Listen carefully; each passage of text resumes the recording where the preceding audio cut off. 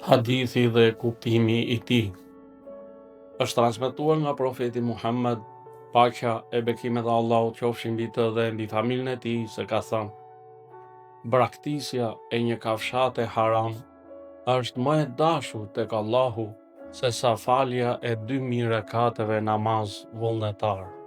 Në këtë thënie, profeti ynë i dashur na mëson se shmangja, braktisja e haramit ka vlerë më të madhe tek Allahu se sa shumë vepra vullnetare adhurimi.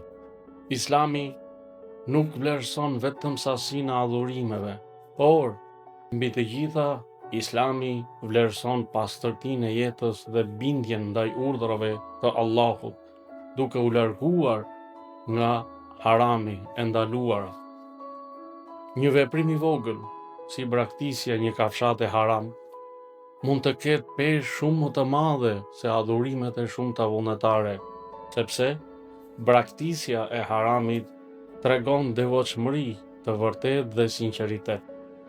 Të ruash veten nga harami është themeli më i rëndësishëm dhe ka vlerë më shumë se shtimi i veprave vullnetare.